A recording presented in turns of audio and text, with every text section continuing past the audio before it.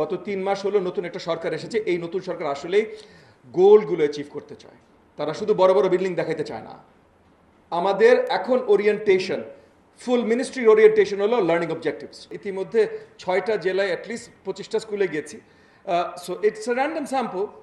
Still আপনি ধরেই নেন যে মন্ত্রীকে যখন কোনো ডিপিও কোনো স্কুলে নিয়ে যায়, ওই জেলার বেস্ট স্কুলে নিয়ে যায় না ওয়ার্স্ট স্কুলে নিয়ে যায়? আমি ধরে নিচ্ছি ভাই বেস্ট, শুধু ভালো না। তো ওই জেলার বেস্ট স্কুলে যাওয়ার পর যদি দিজ আর মাই ফাইন্ডিংস, মানে আমার ফাইন্ডিংস হলো 30% উপরে আমরা প্রপার লার্নিং অ্যাচিভ করতে পারিনি, 30% ম্যাক্সিমাম। এবং এটা আমি র্যান্ডম নাম্বার বলছি ভাই, এটা থেকে খারাপ হতে পারে। And this is the best schools per জেলা। তো সেই জায়গা থেকে আমাদের আসলে অনেক দূরে যেতে হবে। এবং ওই রেমিডিয়াল, ওই যে ক্লাসেরও রেমিডিয়াল, মানে রেমিডিয়াল মোস্টলি আমরা মিন করি যারা স্কুলের বাইরে ঝরে পড়েছে। বাট আমরা আজকে যেটা আলোচনা করছি, যেটা আসলে খুব শক্তভাবে আমরা লক্ষ্য করেছি, স্কুলের ভেতরেও ক্লাস 3-তে আছে কিন্তু সে ক্লাস 3-র উপযোগী না। রেইনবো অ্যাক্রোপ্লাস্টে অ্যাক্রিলিক এমালশন থাকায় মুছে ফেলা যায় যে কোনো দাগ সহজেই। Rainbow paints, colour of joy. Class 4-এ আছে বা 5-এ আছে, 4-5-এর উপযোগী না, কেউ তাকে সহযোগিতা করছে না 4-এ আসবার।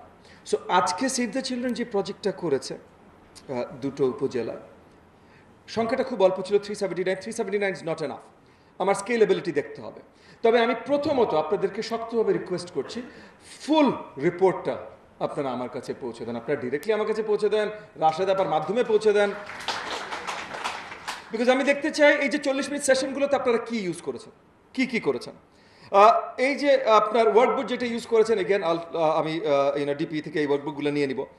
আপনার লার্নিং সার্কেলগুলো আসলে কার্যকরী করেছেন কিভাবে, আপনারা তাদেরকে কি ধরনের কম্পেনসেশন বা এনকারেজমেন্ট দিয়েছেন এই লার্নিং সার্কেলগুলো ফর্ম করবার জন্য, সেটার সার্থকতা মেপেছেন কিভাবে, সেটার মাধ্যমে টিচারদের মোটিভেশন বা কিছু মেপেছেন কিভাবে, কমিউনিটি এঙ্গেজমেন্ট, পেরেন্টস এঙ্গেজমেন্ট নিয়ে কথা হয়েছে, এক্স্যাক্টলি কিভাবে এঙ্গেজ করেছেন। কারণ আপনারা বলেছেন পরে যে জিজ্ঞেস করেছেন তারা জানে, কিন্তু আগে জানার জন্য তারা কি জেনেছে। যে স্টুডেন্টগুলোকে চুজ করা হয়েছিল তারা কোন লেভেলের স্টুডেন্ট ছিল, যে স্কুলগুলো ছিল তাদের তার আগে প্রি ফাইন্ডিং কী ছিল। কারণ আমি কন্ট্রোল গ্রুপে এসে দেখেছি, বাট এগেন উপজেলা টু উপজেলা, ইউনিয়ন টু ইউনিয়ন স্কুলের ভেতরে অনেক ডিফারেন্সিয়েশন আছে।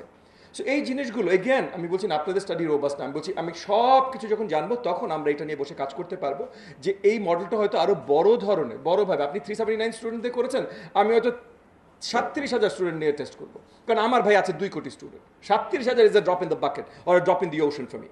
সো আমি সেটা করতে চাই, কিন্তু এটা অত্যন্ত গুরুত্বপূর্ণ।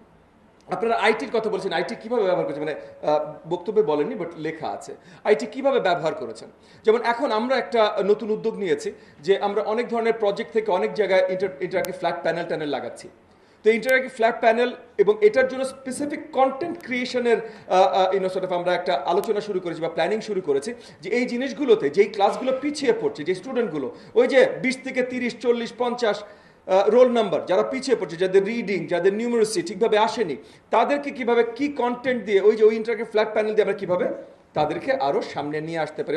হয়তো এডিশনাল লেসেন্স তাদেরকে ওই 40 মিনিট না আরও কত মিনিট সপ্তাহে একটা এক্সট্রা 1 দিন বা 2 দিন কী করতে পারি, এগুলো নিয়ে আমরাও চিন্তা করছি। আপনাদের কাছ থেকে জানলে, এখানে আপনারা বিভিন্ন জায়গায় এই ধরনের রিসার্চ করছেন, ভিয়েতনামে করছেন, ক্যাম্বোডিয়াতে করছেন, বেঙ্গল মানে ওয়েস্ট বেঙ্গলে করছেন, এই রিপোর্টগুলো আমরা যদি জানি তাহলে আমাদের জন্য আরও সহজতর হতে পারে।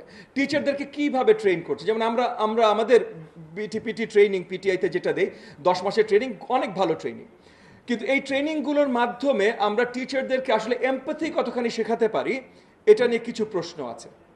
ফাংশনাল ট্রেনিং আমরা অনেক কিছু দেই, বাট একটা প্রাইমারি স্কুলের টিচার যদি আসলে এমপ্যাথি তারা অর্জন করতে না পারে, তাহলে ওই 4 থেকে 10 বছরের শিশুদেরকে আসলে কিছু পাঠদান করা রুটিনের বাইরে খুব মুশকিল হয়ে যেতে পারে।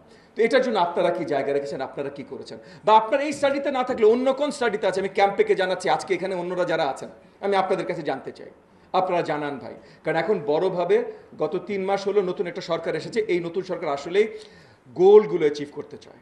তারা শুধু বড় বড় বিল্ডিং দেখাইতে চায় না। আমাদের এখন ওরিয়েন্টেশন, ফুল মিনিস্ট্রির ওরিয়েন্টেশন হলো লার্নিং অবজেক্টিভস। আজকে একটা কথা এসেছে ইউনিট কস্ট, আপনারা হিসাব করবেন পার লার্নিং গেইন। এটা হয়তো খুব মুশকিল, এগেন আমি খুব বেশি বিজ্ঞ না এসব ব্যাপারে, আপনাদের কাছ থেকে শিখছি, বাট এটার ভ্যারিয়েশন এত বেশি যে হয়তো ইউনিট কস্ট হয়তো হবে না, বাট যেটাই হবে আপনারা যেটাই বের করেন আমি জানতে চাই ভাই, আমাকে প্লিজ শক্তভাবে ডিরেক্টলি জানাবেন, এগুলো নিয়ে আমাদের কাজ।